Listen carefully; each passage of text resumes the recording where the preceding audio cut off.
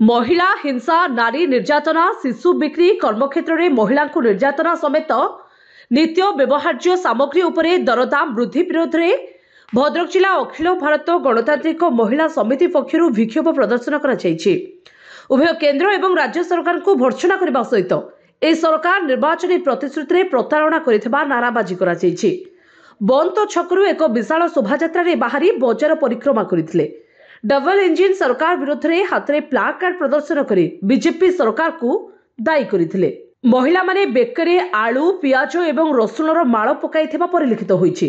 पर जिलापाल कार्यालय सम्मुखें विक्षोभ प्रदर्शन कर राज्य में कलाहांडी समेत अनेक स्थान में शिशुकन्या बिक्री एवं महिला मानक उपरे विभिन्न प्रकार निर्यातना बढ़िबा संगे संगे कंधमाल जिले में आदिवासी महिला आंब टाकुआ खाई मृत्युवरण करुवा घटना सारा देश में चहल सृष्टि करथिबा घटनार राज्यर भावमूर्ति क्षुण्ण होईछि।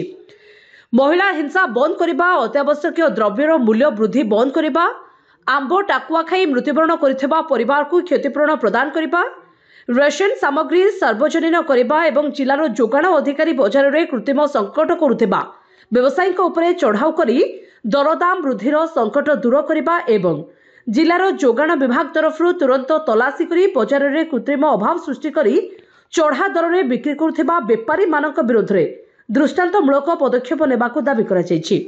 एने जिलापाल प्रशासन जरिए मुख्यमंत्री उद्देश्य एक दाबीपत्र प्रदान कराଯାଇଛି। सुरयिता नायक अखिल भारत गणतांत्रिक महिला समितिर राज्य संपादिका आमर आज मुख्य दाबी अच्छी सारा ओडिशा रे जो भली भाव दरदाम अहेतुक भाव वृद्धि पाई। आज आलू हूँ मार्केट में मिलूनी, आलू पियाज अदा रसुण जो नित्य व्यवहार जो जिनस गुड़िक तेल साबुन औषध सबू प्रत्येक क्षेत्र में आज 3 गुणा दाम बढ़ी एवं दरदाम को नियंत्रण करवा। आउ गोटे मुख्य दाबी हूँ महिला हिंसा बंद करवा।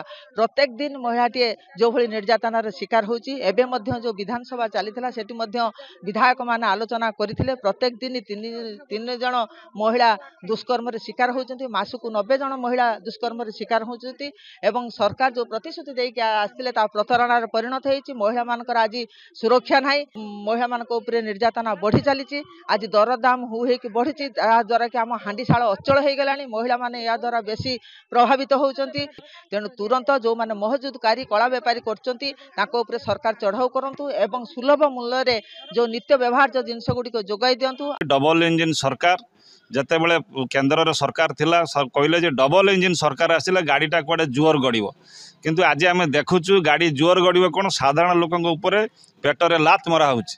दरदाम एवं महिला हिंसा विरोधी उपरे आज भद्रक जिले में आमर आंदोलन चलती एवं जिलापाल को दाबीपत्र दि जाइए जे डबल इंजिन सरकार तुरंत ये दरदाम कमेवा आवश्यकता रही। समग्र जिले आज महिला माने आज महिला हिंसा उपरे एवं दरदाम उपर आज आंदोलन चलती। दरदाम हुई बढ़ी चलती।